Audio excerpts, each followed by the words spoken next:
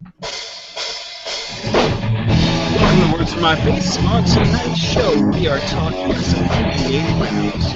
We're talking about the top 10 players in the draft this year for the NFL. We're talking about Tim Tebow and giving you some Scott Brooks. Stay tuned. You forgot to set it to the other volume setting, Brendan. No, it's on studio. Oh, it's going in and out for me. Right, we talk over our intros. That's how we roll. That's right. Nobody can stop us. Intro talkers.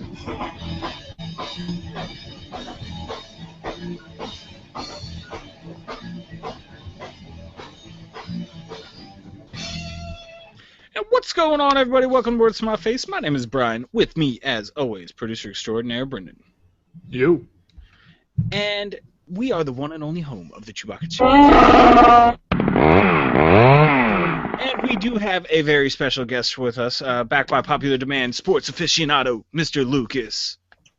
Woo! I have returned. He's out there. He's watching the Bulls-Milwaukee game from Milwaukee right now. You probably can't tell. Going into overtime. He is in Milwaukee. Live. Well, Live from Milwaukee. Last second shot. Him and Jason Kidd are like this, so he's a personal guest of Jason Kidd, allegedly. Yeah. If I could put my foot down his throat, yeah. Oh, like that. Yeah, okay, so not a fan of Jason Kidd then, huh? Not a fan. I just don't want to see Chicago win tonight. You know? Well, Jason Kidd is the coach of Milwaukee, so if you don't want to see Chicago win. No, I just root for I root for the Milwaukee players, not for Jason Kidd. Oh, okay. Well, I don't like Jason Kidd either, personally. Just not a likable guy, in my opinion. But I mean, if someone's going to move on to the through the playoffs, I don't want it to be Chicago. All right, hold on. We got off track. That's later. That's later in the show. We got to bury the lead. We don't got to start with the lead, right? That's kind of how you do it in these things. So let's start it off the same way we started off every week, and that is with the Chewbacca Chainsaw of the Week Award. And tonight's award goes to Tim Tebow. And not because Tim Tebow has done anything great or spectacular, but he is probably on his 8th chance in the NFL right now. He has just been signed by the Philadelphia Eagles. Now, I don't know whether it's because Chip Kelly is an Eagle maniac or because, people just like Tim Tebow. But this guy just keeps getting chances. And now, I'm not a huge fan of his, but I do got to admit he is one of the nicest guys ever to play any sport ever. Ever. That's all you guys have to say is ever. No, well, if you want to go to it, you know what? I think it's a great signing for him. He does deserve it because it's it's great to see him get another chance because he's got one thing that a lot of the quarterbacks don't. He's a winner. Well, he does win games, and no one can deny it. He does win games. Okay, he's not the best quarterback. He doesn't have the best throwing arm. He doesn't have the best throwing accuracy, but he does manage a way to win the game. If he ever decided to switch over to be a tight end or something like that, he would be one of the most prolific tight ends out there.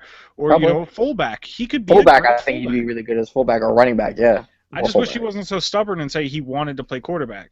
But I think he can play quarterback. It's just he's a different breed of quarterback. He's not going to give you those perfect, Tom Brady, Peyton Manning throws, Yeah, but that's the quarterback you need in today's NFL. Not always, no.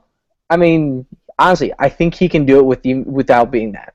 Yeah. If you have a solid defense, a defense can carry your way through it. All he has to do. He did in Denver. Chicago went to the playoffs with Rex Grossman. Yeah, sexy Rexy. Sexy Rexy. What? Sexy Rexy. Now that's when Devin Hester was also tearing through the league on punt returns and kick returns. Granted, and their defense was still solid. But Tim Tebow's a great sign. Tebow, I do like Tebow. As a person, he's just one of the nicest guys out there. He's always doing something for, special needs kids, his community. He just seems to always be trying and always has a positive attitude. So I hope he latches on with the team. Again, I just hope he switches from quarterback to another position because does he have a spot in the NFL? Certainly. He's got the athletic ability, he's got the mentality, and he's got the personality. So I just hope How often do you see that happen, though, where someone switches position at all in the NFL? Especially from quarterback. All the time. I'm about to talk about my top 10 players, and so is Lucas, and I'm going to say at least 3 or 4 of the top 10 players are not going to play the position that I'm about to announce them at. we'll get into that a little bit later. But let's give Tim Tebow his Chewbacca Chainsaw of the Week award.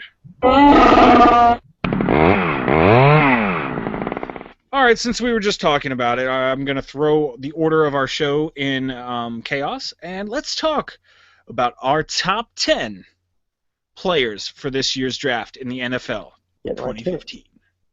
So me and Lucas, we went out there, and we both made our list of the top 10 players we think are just not necessarily that are going to go in the top 10, but just the top 10 most talented players in the NFL. Now, we have not compared notes yet, but we are now. So, Lucas, why don't you give me 10 through 8?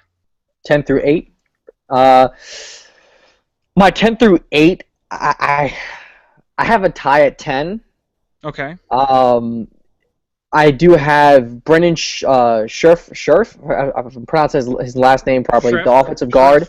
Schreff. Or Sheriff. Yeah, Schreff. I think it's Schreff. Schreff. Yeah. Just as an overall talent perspective, as an offensive line, where you need that offensive line in this league nowadays, he's got to be a top 10 prospect. You can move him all over the offensive line.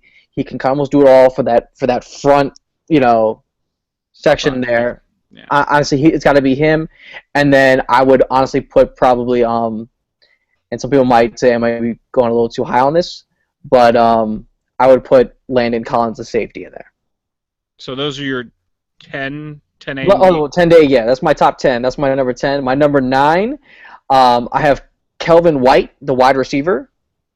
Kevin White? Okay. Yeah, Kevin White. I said Kelvin, didn't I? Kevin White. We don't have Kelvin in this year's draft. Kevin White as my number 9. Great receiver, great explosiveness, great speed, great size. He's got it all.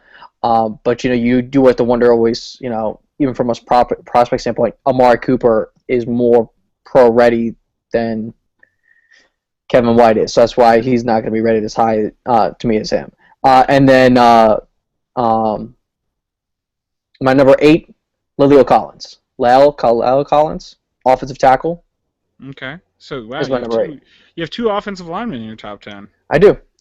Because, once again, it's a passing lead, and to pass, you need a great offensive lineman. But as also from a quality of, how good they are, those are your best 2 offensive linemen in the draft. And both of them are very skilled. Well, we're actually going to start off the list very, very similar, because my number 10 is actually Brandon Schreff as well. Schreff, yeah. I feel like he is the best offensive lineman in the draft, whereas there's not a whole lot of offensive linemen in the draft. Now, I shouldn't say that. There's plenty, but you're not going to draft a lot in the first round, especially not in the top 10. Mm-hmm. This guy is definitely worthy of being drafted in the top 10. If he goes as high as 5, it wouldn't surprise me. If he drops as low as 20, it wouldn't surprise me. But he's going to go somewhere in that range. Then my number 9 player is Danny Shelton, the nose tackle out of Washington. He is the most pure defensive tackle in the game right now, as far as that's coming out in the draft. There's a lot of rushers, edge rushers, defensive ends, but there's no big guy that's going to eat up blockers, free your linebackers up so that they can really make their moves. There's no Vince Wilfork, B.J. Raji type player in this year's draft, but Danny Shelton might be able to fit that role. And again, I see a lot of teams that are switching over to 3-4. That's become a lot more popular than it used to be. So you might get more players like him coming out. So I could see him go top 10. Probably won't, but again, I think talent-wise, he's in that top 10. Then my number 8 player, and you might feel that this is a little low, but I have the Oregon quarterback, Marcus Mariota. He is my number 8 talent in the draft this year. I think he's good. I wouldn't be surprised if he goes number 2. But in terms of quarterback talent, and it's not a very strong draft for quarterback talent this year. I really think Marcus Mariota, he's a very solid player. Hey, I'm ranking him one of my top 10 coming out of college, but I don't have him quite as high on my board as a lot of people might have. So that's my 10 through 8. So why don't you give us 7 through 5, Lucas? Okay, so 7 through 5. My number 7 spot is going to be Danny Shelton for him. Once again, just like you say, he's a complete monster. He does take up a lot on that defensive line. He can definitely wreak some havoc and cause a lot of double coverages, double blocking. That's why I have him positioned. I actually almost consider taking him out of even my top 10 just because he doesn't have that drive. He actually kind of resembles, in my perspective, his attitude more towards Albert Hainsworth. Ugh, and that's Just never because a comparison. it's not, but the talent is there. You just have to get it with the right system and the right coach. Yeah. So he's because this is a prospect standpoint, he's still a top 10. He almost fell out, but I kept him at number 7 just because of his talent. My number 6, Randy Gregory. Once again, I mean, aside from his recent off the field issues, this is not about off the field. Most part, it's about this is about on the field. So I put Randy Gregory at number 6. I think Randy Gregory is a good talent, but it always scares me when a guy's supposed to be an outside linebacker / possibly defensive end at 225 pounds. Now, I know he came into the combine at like 235, but his normal playing weight is about 225. And I just don't know if that's big enough to keep up at that position in the NFL. Because when he's running into a 320-pound left tackle, he's not going to be doing much. So there's different ways to get around it. I think he is a first-round pick, but he actually didn't make my list of top 10 because of his weight. What the heck? Hello?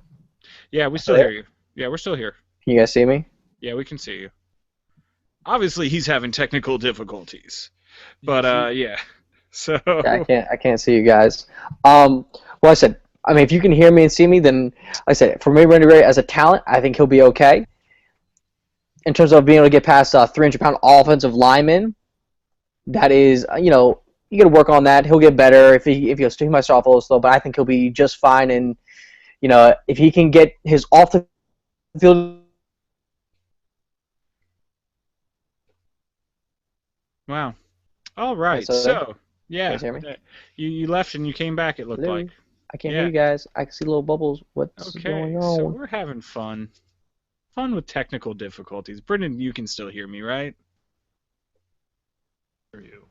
Yeah, you can. Oh, you guys can hear me now? Hello? Yeah, we can hear you, Lucas.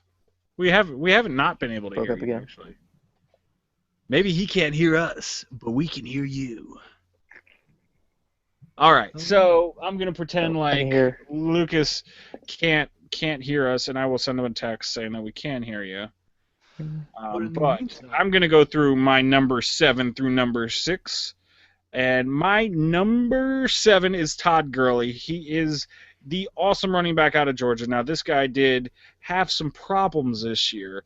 A little bit of signing some autographs to make money. And people don't like you do that in the NCAA. It's kind of frowned upon, which kind of sucks because these guys are college kids and they're making millions of dollars off of them. Wasn't he the guy that was he the one that was signing like thousands of them or something like that? No, that was actually Jameis Winston, and somehow Jameis Winston got away with that. He gets away with everything, it seems. Like there's something about that guy. He does get away with a lot of stuff. He gets away Brendan, with a lot. I can hear you, by the way, not to interrupt you guys, but I can hear Brendan. Brian, I can't hear you. Oh, fun. Oh well. well, Brian. Well, why don't you just do your top things? All right, I'll just finish. So, which part are we at right now? Okay, so and then number 6 would be Jameis Winston. Brian's going over his number 6 right now. Number 6. For all of you listeners out there. It's awkward at all. My number 6 would be Jameis Winston. And I think he's the best quarterback in the draft. Would I take him in my top? We just speaking about Jameis Winston? Yeah, we were just talking about how problematic he is. Now, like I said, he is the best quarterback in the draft. But in my opinion, he's probably got the most issues, the most downside of any of these quarterbacks out there. I wouldn't draft him in the first round if I was an NFL team because I wouldn't want to invest so much money in a guy who, could say, hey, I want to steal some crab legs. Let me stick them down my pants and get arrested and get suspended or something. So it's pretty hard for me to want to invest money in a guy who's just shown over and over and over that he's a knucklehead, that he likes to get into trouble. So it's hard. But I'll move it on to my number 5, and my number 5 is actually Kevin White, the wide receiver out of West Virginia, because this guy is fast, he's tall, He's got range. You can throw the ball anywhere within like 10 yards of him, and he will catch the ball. So he is a beast. He's just a beast. I can see him going as high as like 2 or 3, not probably 4-2. I could see him going above Amari Cooper. I don't think he's better than Amari Cooper, but I could see him going above him. So I don't know. I'm going to throw this over to Lucas. All right, Lucas. Yes. Yeah, 7 just tell him through to go 5 to 6. 1. Just 5 to Okay. 1. 5 to 1. Go to 5-1. Go to 5 to 1. Okay, so from 5 to 1 for me, I got Marcus Mariota at 5. Okay. You know, I mean, he does have the talent. I mean, you know, he can be that mobile quarterback that people want to have. Obviously, when he gets into the league, if it is, he can be able to stay healthy and understand all those schemes. He'll go high. He might go higher drafted, but I think just as a prospect standpoint, I got him at number 5. I just think he's a really talented quarterback. So that's just, you know, how I have him at. I mean, power, you know, accuracy, be able to go through the reads. He can still do all that. And then he's got the footwork too as well to be able to run through most systems. My number 4, I do have Vic Beasley from his talent. Explosive. He's fast. He can get in. Apply pressure. Vic Beasley is that's my number 4. Number 3, I do have Jameis Winston at number 3. I mean, we all know that in terms of off the field, he definitely has his off the field issues, just like a lot of other players that do on this top 10. But in terms of a system ready quarterback, he ran a pro system at Florida State.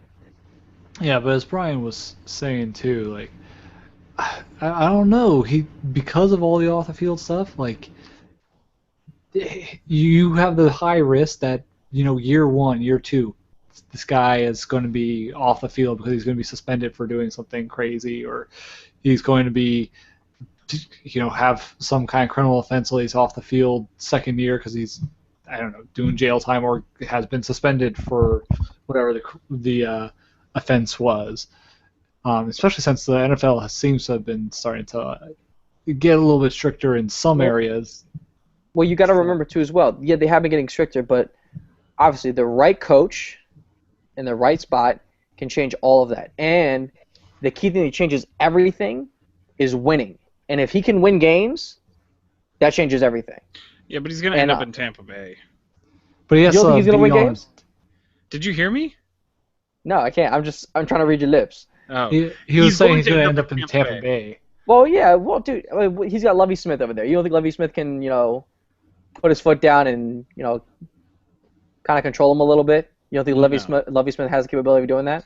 I think keeping him in the state of Florida. You think he's going to be too much kind of like, you know, try and bring him like a friend and just let him do what he wants to do? I think Lovie Smith will be a good fit for him for the time being. Could there be a better coach? Yeah, you know. But I think for right now, I think that'll do fine. If he does go to Tampa Bay might take Mariota. You don't know right now. We don't know. There's a lot of speculation to say Mariota might go number 1, and then obviously someone else might try to come up to go get him. But we don't know. In terms of a pro-ready quarterback, he's the best one in the draft right now. Off the field issues aside, that can be taken care of. But in terms of a system running, he can do that. My number 2, Amari Cooper. Best wide receiver in the league, in the draft, in my personal opinion. And most people might say Kevin White, but ran the pro-ready system. He can do it all. Deep routes, cross routes, post routes, anything you want to throw at him, he can do it all. And then number 1 is the one you got, and one that's on pretty much everybody else's board, Leonard Williams. You know, I mean, you're looking at a guy who could possibly be the next Ndamukong Suh, a guy who can just really just destroy the the offensive line and just wreak havoc. You know, I'm excited to see him. We'll see how it all turns out for him. Hopefully, he has a good career wherever he goes. But he's definitely going to be, a heck of a pick for me who can get some. Hopefully, Redskins. He will be a beast. That's for sure. He will be a beast. All right, so let me go through my list, and I'm going to start with my number 4 because I already did 5. And my number 4 will be Shane Ray. He's the defensive end out of Missouri. Now, he did set a single season.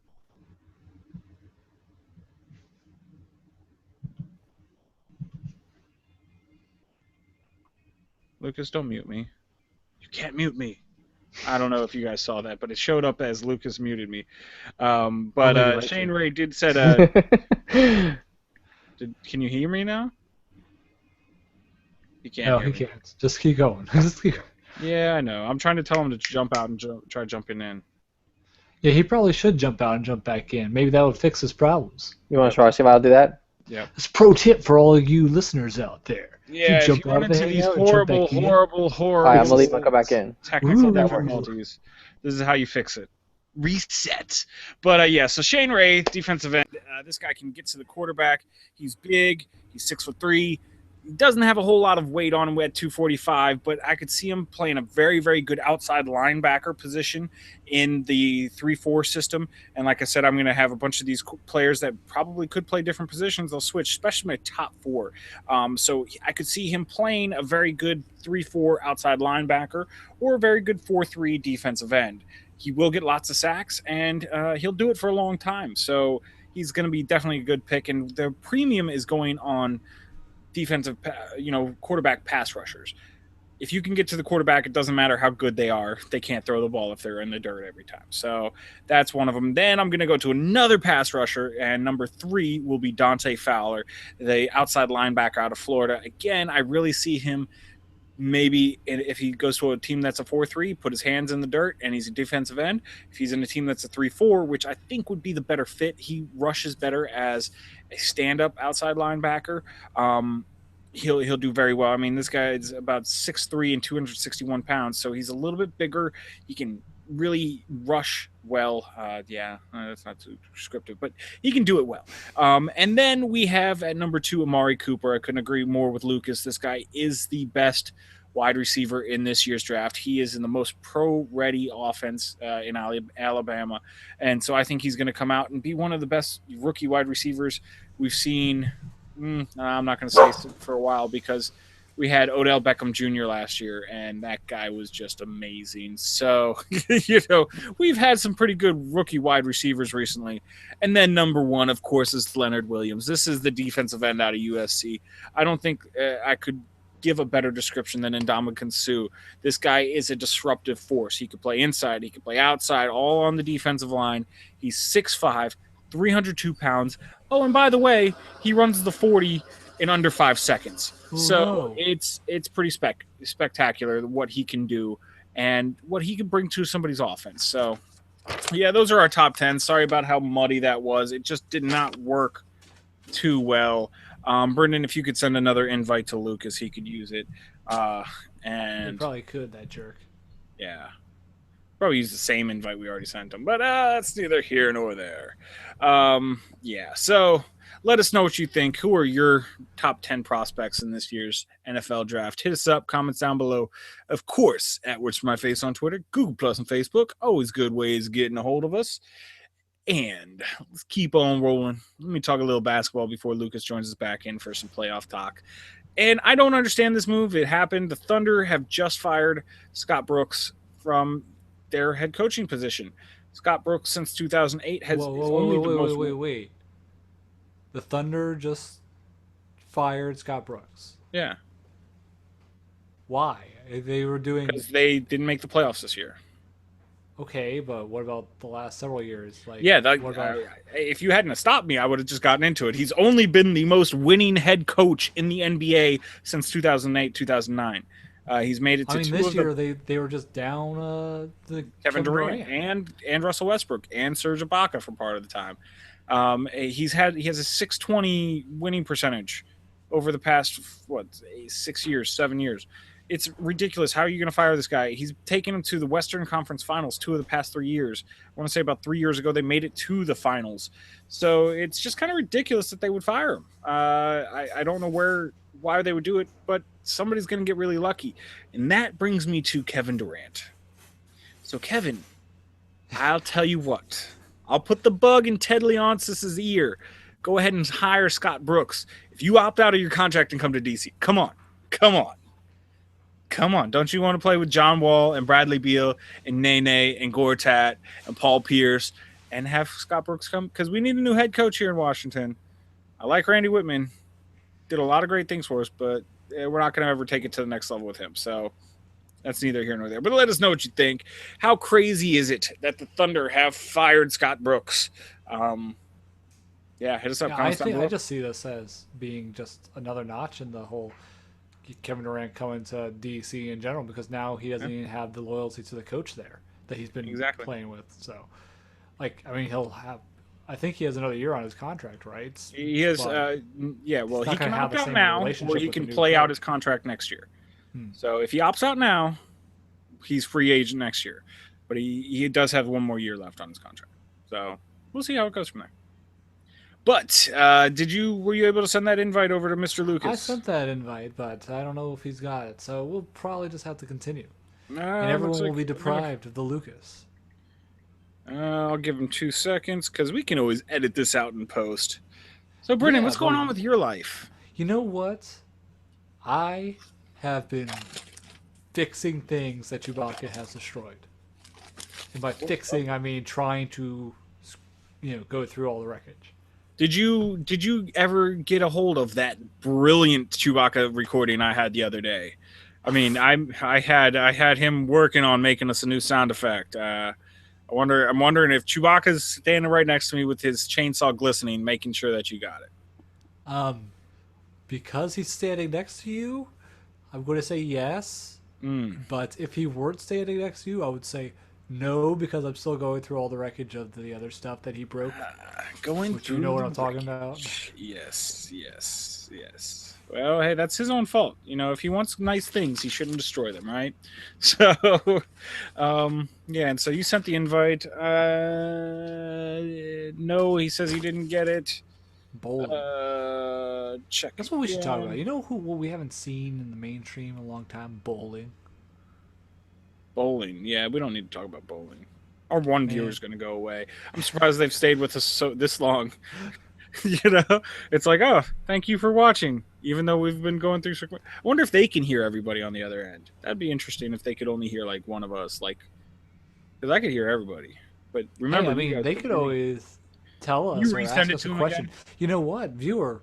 We do have an ask Q&A ability. You could ask us a question. Ahead. We'll talk to you about sports right now.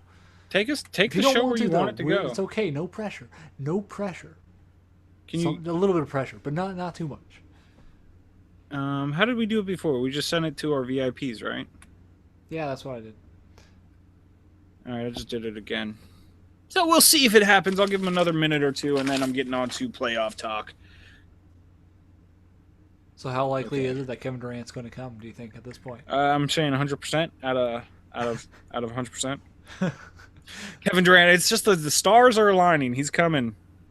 And so he's coming. If he doesn't come, I'm probably, I'm not going to be sad, but I'm not going to be as happy as I could be. I could get very happy. What are the chances Kevin Durant comes and then he comes on our show? That's a little bit slimmer, but I'm still holding out hope on that one. Come on, KD. I could use another. If he came on our show, I bet you we would get over 100,000 subscribers in one night. Probably. I'd be like, KD, come on, man. I've been following you since college. I've had your back. I do the Durant rant. You were hurt this year. It's not my fault I couldn't do the Durant rant. All right, you know what? I'm going to go for a Durant rant right now. Let's give you the 5 best reasons Kevin Durant should come to DC. Number 1 or number 5 is you're from DC. Come to DC. Come home. We will welcome you back with open arms. Number 4, you are a Redskins fan. Don't you want to go? I'll tell you what. I don't know if I really have this connection, but I'll make it so you get and stand on the sidelines for every home game. Okay. I don't have that connection, but I will make that connection just to make sure you can stand on the sidelines for every home game. Number 3, you can come on our show every week. Every week. You have an open invitation, Kevin Durant. Every week. And who wouldn't want to come on this show every week? Well, obviously Lucas, because he doesn't ever want to jump back in. But hey. That's crazy. That's his personal problems, Number 2. It would be fun to play with John Wall and Bradley Beal. Help bring those young guys up. They have talent. They could help you, but they wouldn't outshine you. You would still be the brightest star in DC. And number 1, because you're from DC, man. Come on. And I want it. That's what I want. Come on, man. Come on, man. You wanna. That's what I want. So, all right. Looks like Be he's the not going to guy. be able to get it. Yeah, it says he's not allowed to join this video call. So I'm just going to finish the show.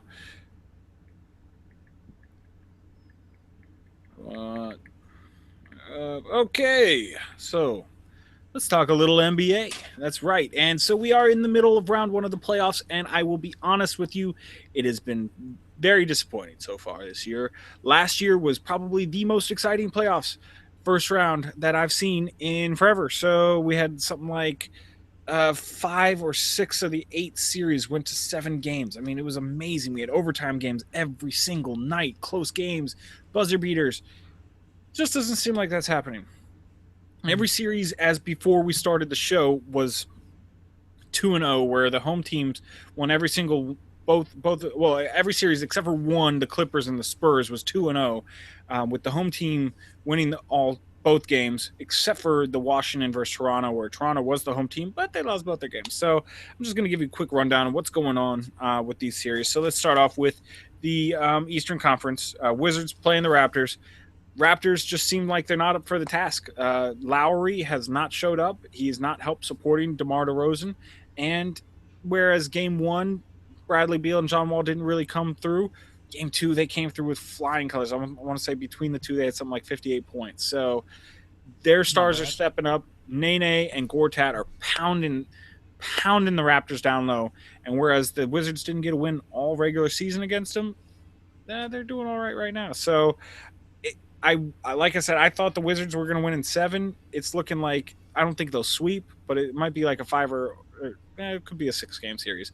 But it looks like the Wizards really have the momentum, and it's very hard for a team to come back from 2-0, especially if you lost the first 2 at home. So look for the Wizards to go win there. Then we have the Hawks leading the Nets 2-0 in the series, and the Hawks have just outclassed the Nets. There's been some sort of close games here and there, but it's just obvious the Hawks are in a different class of basketball team than the New Jersey Nets are. And they just, like I said, they squeezed into the playoffs. They backed in at the last game. So I don't really see them doing much except for getting swept. So, and then another series that I think is going to be a sweep is going to be the Cleveland Cavaliers versus the Boston Celtics. And yeah, another sweep. Cleveland is just, their stars have come to play. Whereas they had a lot of turmoil in the beginning of the season. They weren't getting it together. Kevin Love at points didn't feel like he was trying to fit in. They're all firing on all cylinders. These guys are averaging like 60 points combined between the three. So, I mean, yeah, look for the Cavaliers to kind of shoot on past everybody and get on in there for the championship round. And then the final series we have is the Bulls leading the Bucks. This game was actually pretty close tonight. Don't know what the final score was, but I do believe it went into overtime.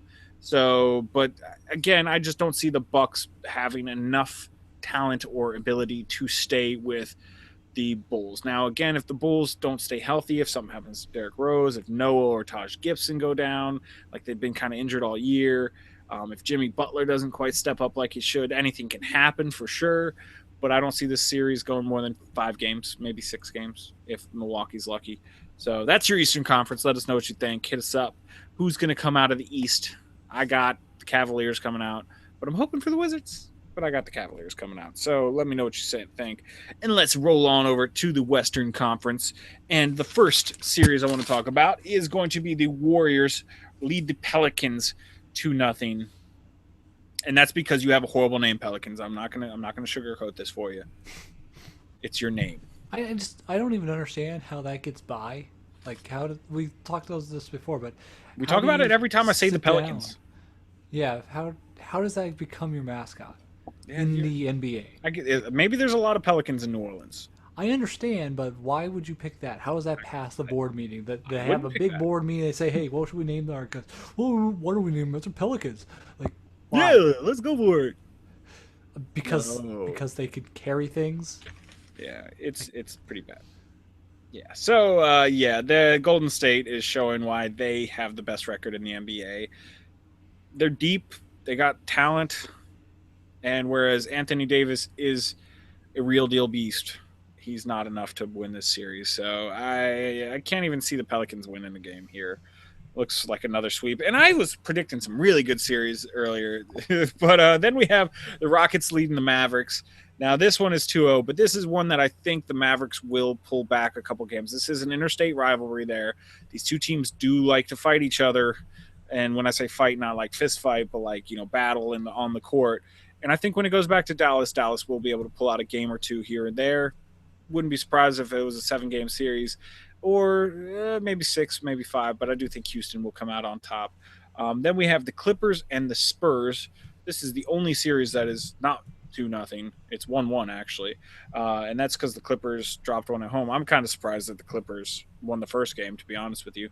The Spurs are just on fire. Now, again, this is the two hottest teams in the NBA playing each other right now, so it's been very entertaining so far. Don't get it wrong. It does make a difference, Yeah. But like game 1, Los Angeles won 107-92, so it thought it was going to go a little bit the other way. But, Spurs, I would never count them out. Never count them out. And then the last series, which didn't make sense because Portland Trailblazers is the number 4 seed and Memphis is the number 5 seed. Yet Memphis, the first 2 games were in Memphis, and so now they have a 2-0 lead. So I don't know. And Memphis has just seemed to outclass Portland this year.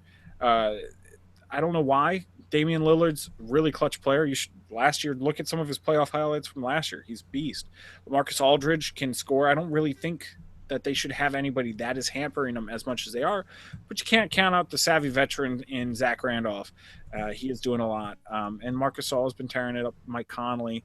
They're just doing really well. It's not a surprise that they're playing so well, but it's a surprise that Portland isn't playing as well, I guess is what I'm trying to say. But again, the series shift back to Portland, and we'll see what happens there. They always do say, this is the old adage in the NBA, a playoff series does not start until a home team loses a game. So if you go by that, there's only 2 playoff series going on right now. That is the Wizards versus the Raptors, because the Wizards won the first 2 games at Toronto, and the Spurs and the Clippers, because the Clippers lost one at home. So, yeah. Well, that's how it goes. Not as great of a playoffs as you would hope, but let us know what you think is going to happen in the Western Conference. Hit us up, comments down below. Of course, at What's My Face on Twitter, Google Plus, and Facebook. Always good ways of getting a hold of us. But that's going to be about it for us tonight. Sorry about all the technical difficulties. It was interesting. We will try to, next time we bring Lucas on, we'll try to iron out some kinks. But as always, I am Brian. With me, as always, producer extraordinaire, Brendan. You. A special thank you to sports aficionado Lucas, but we are going to headbang our way out of this joint.